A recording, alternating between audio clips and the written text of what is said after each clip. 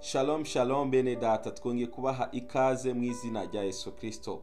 Niba ari rya mbere ubanye natwe, Yesu aguhe umugisha. Uyu ni umwanya mwiza dufata muto cyane wo gusangira ijambo ry'Imana, kandi ndabizi neza ko uri bubashe guhabwa umugisha.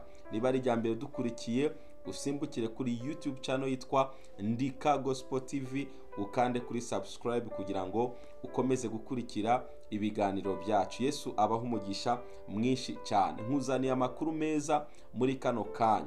Yesu yiteguye kugera mu rugo rwawe akemure ikibazo gihari.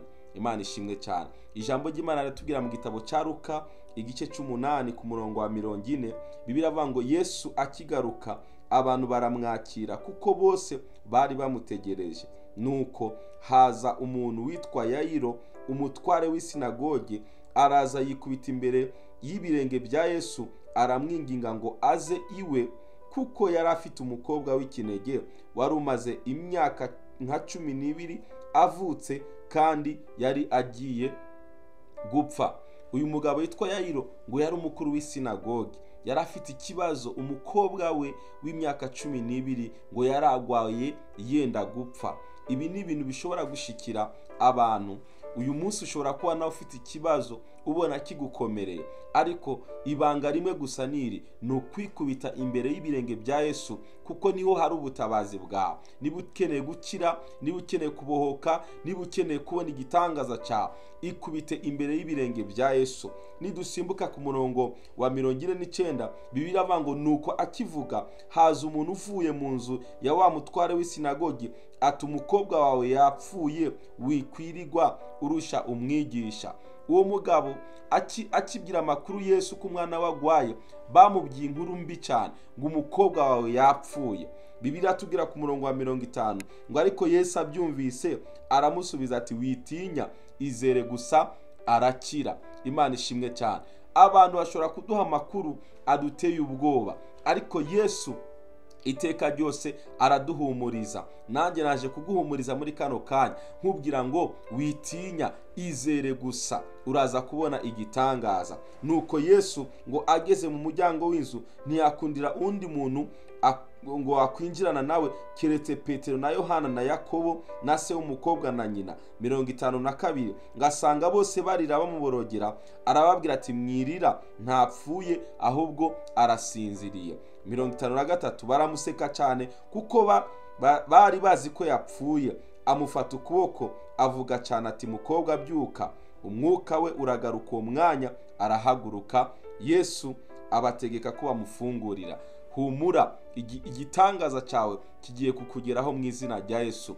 Yesu ibyo ngibyo ubona ko byapfuye, ibyo ngibyo ubona ko bidashoboka, ibyo ngibyo ubona ko bitagikunze, humura, Yesu aracyafite ububasha, aracyafite ubutware, aracyafite ubushobozi bwo kuzura n'ibyapfuye. Hari ijambo Yesu yavuze muri Yohana igice cya 5 umurongo wa 21, avuga ngo nkuko data ngo azura abapfuye, ngo niko ngo n'umwana ngo atanga ubugingo.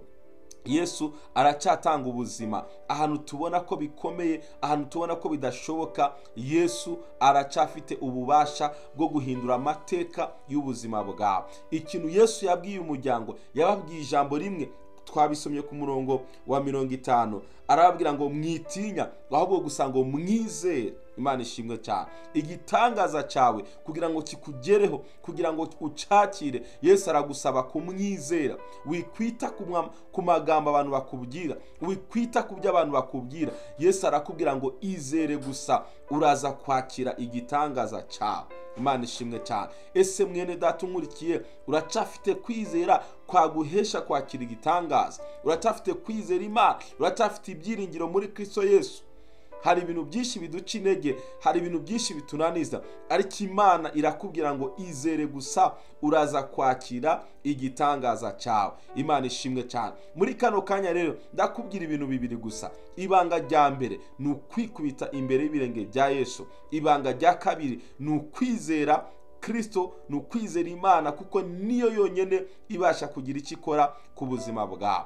Imana ibaha umugisha bene data, Imana ibagire neza. Yesu agiye kugusanga aho nyene uri, aho nyene wicaye, aho nyene utegereje, Yesu agiye kugusanga, kandi igitangaza kiri bukoreke abantu bose bari bazi ko byarangiye, bari bazi ko bitagishobotse, bagiye kubona Imana yawe, bagiye kubona gukora kw'Imana, bagiye kubona imbaraga z'Imana wize, bagiye kubona ineza y'Imana ku buzima bwawe, kuko utigeze utakaza ibyiringiro, kuko utigeze utakaza kwizera. Abantu bagiye kubona gukora kw'Imana mu buzima bwawe. Icamukizera uyu mwanya, iyo ngwara umaranye igihe kinini cyane, icamukizera uyu mwanya, gukira kukakugeraho mu izina rya Yesu. Igihe umaze mu bushomeri, icamukizera, haleluya, Yesu akakugenderera, agakora igitangaza ku buzima bwawe. Icamukizera mwene data, ibyo byawutinzemo, Yesu akabigukiza, akakubohora. Uwo mwijima umaze mu gihe kinini, wemerere Yesu akumurikisha umucyo we